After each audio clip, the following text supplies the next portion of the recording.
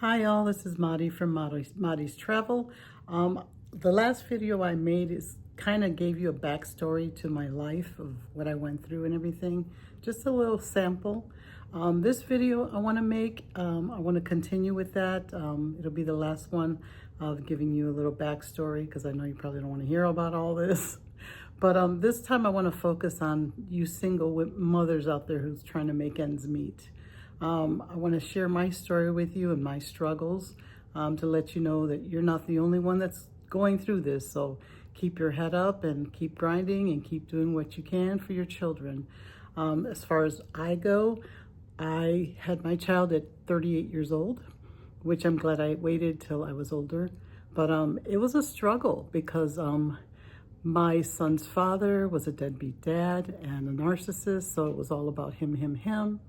He didn't give any consideration to his son's needs as far as, whatever he needed. My son, when he was born, he was diagnosed with asthma at 3 months.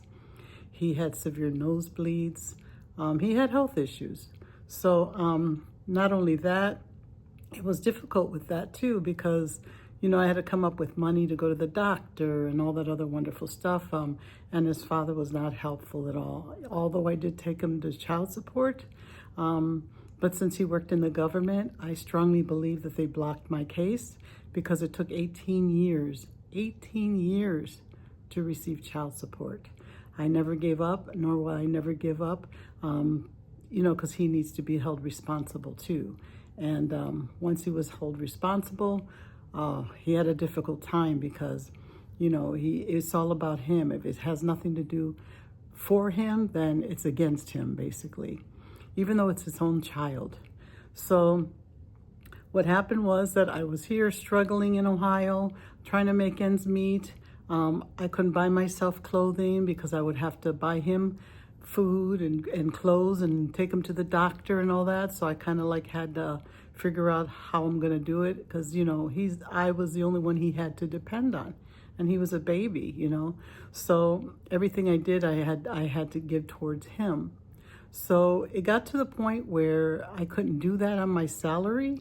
So my car got repossessed. It was just a whole nightmare. I had a job opportunity. Now this is where the traveling comes in. I had to go from Ohio to New Jersey. They were paying me more. I went there, got an interview, got the job. So I had to make the move from Ohio to Jersey. And it was difficult because Jersey, it was more fast paced. They call it mini New York, I guess. But it was bumper to bumper traffic. It was just like go, go, go, go, go, that type of atmosphere where I was at. So, but I stuck it out because I knew I need the money. It's for my son, he has needs, and medical needs and, roof over his head, the typical, stuff that you do for your child. No help from his father, like I said, so it was just basically me. So I was still struggling, but I made it through. I got through it, but the Jersey life was not for me. So people were saying that, well, there's people here that live in Pennsylvania and drive in. It's like an hour and a half drive. So I thought, Pennsylvania is probably more quieter. So I went out there and I checked it out, and I ended up getting a house out there. It was a fixer-upper, but it was something to call my own, so we can have a place to, start off. So the problem was, it wasn't a problem for me, but it was a 2.5 hour drive to work and a 2.5 hour drive home. That was the problem because it kept me away from Robert longer than I wanted to. But I had no choice because I had to look at my finances and figure out how this was going to work. And this was the only thing that would work at the time. So I lived in Pennsylvania and I would drive to Jersey City every day. I did that for, was it 10, 11 years or so? It's funny because the ride never affected me, But I knew he was in good hands because the lady that was watching him after school, she was a very nice person. So, and she had she was babysitting other children too from school, and parents that worked in New York and Jersey and stuff. So she kept a few kids with her.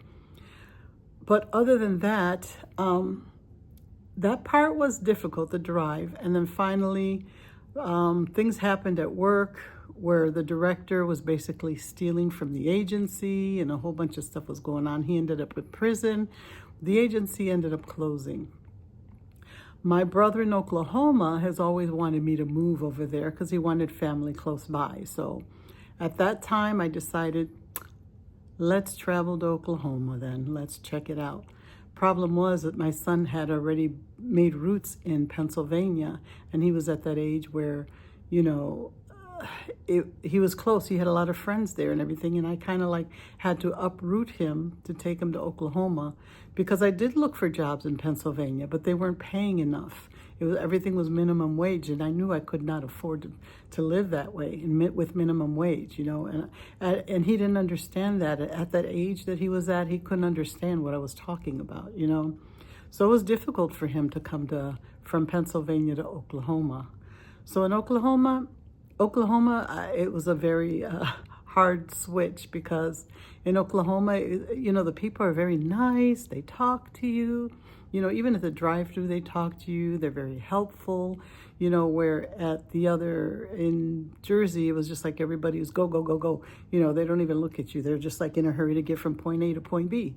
You know, that's my experience when I was over there. Not saying all of them are like that. I'm just sharing you with my experience. So when we got to Oklahoma, everybody was like, hi, you know, I mean, very, very friendly and helpful. And I mean, it's a nice place, you know, and everything. And so I found a home here, and then it's a fixer-upper apparently. And I did as much as I could to it, but what happened was I got a job there. I found a job. I stayed with my brother in Oklahoma for a few months until I got an apartment and a job and everything. So after I got the job, I was a patient experience coordinator at Hillcrest Claremore Hospital.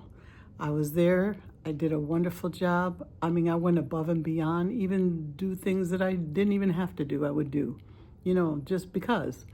And I've gotten awards, I've gotten kudos, I've gotten Oscars, and I mean, cards. I mean, I just got everything about how wonderful and great I am, you know.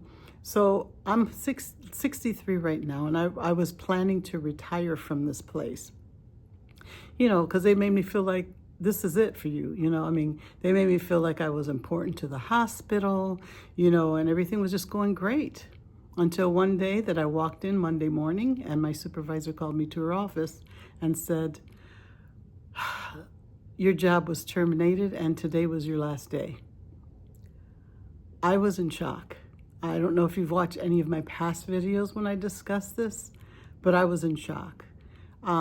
It was very difficult. When she told me that, I got up and I just started going to my office to pack, you know, but it seemed like, you know, they wanted me to linger with her in the HR in her office.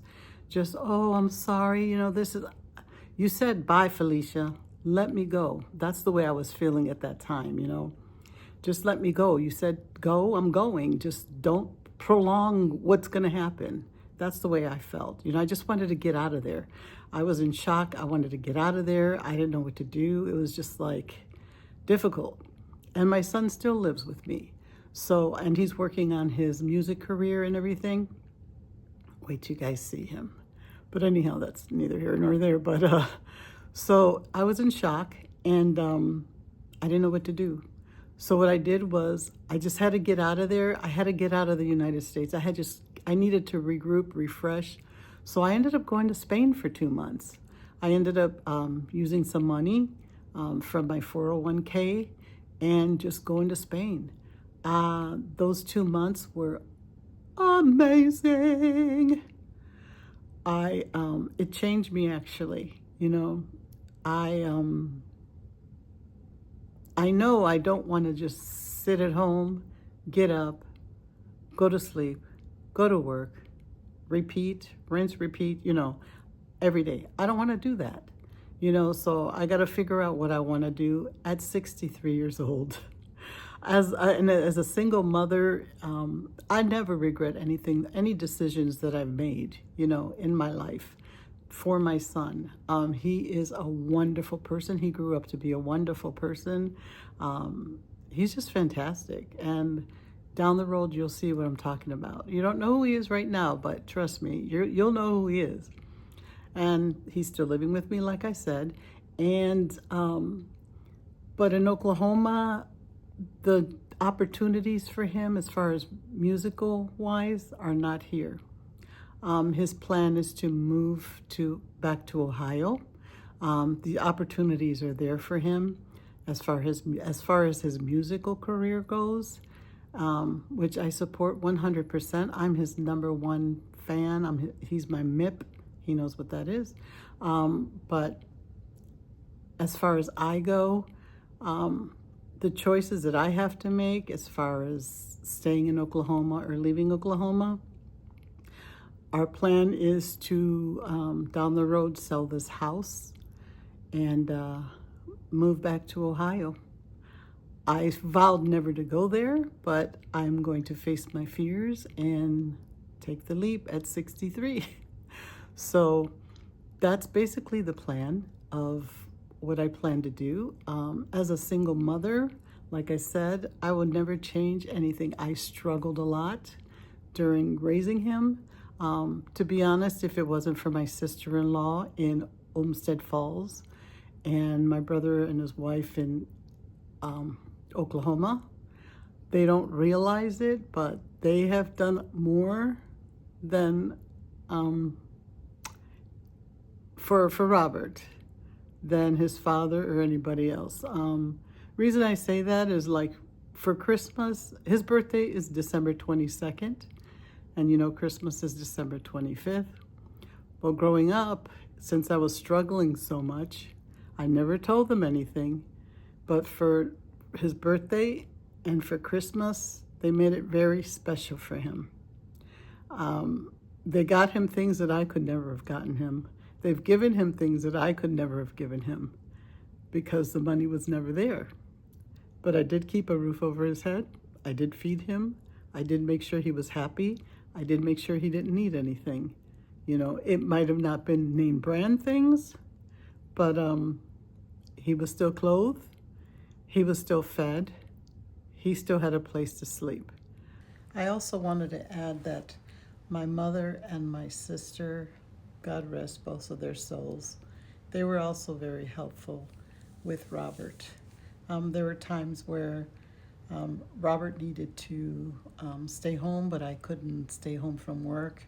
It was very seldom. I try not to bother my mother too much because she raised her own children, you know, and I didn't think it would be fair for me to just dump off my son to her, you know, whenever I wanted to do something or go out. You know, I wasn't going out anyway, but like do stuff, you know. I mean, she has her own life, you know. I didn't want to, I only did when it was like an emergency. Like if he was really sick with nose, whatever it was, and I couldn't stay home, I would take her I would take him to her house. So, and I knew he was in good company.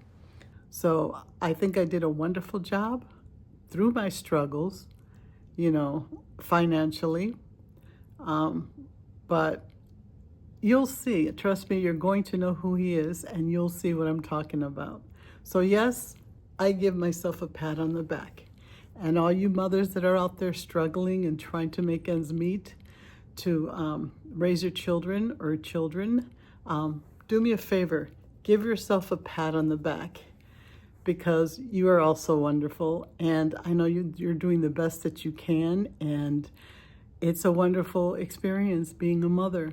So just keep your head up, smile, and keep it going. Keep doing it.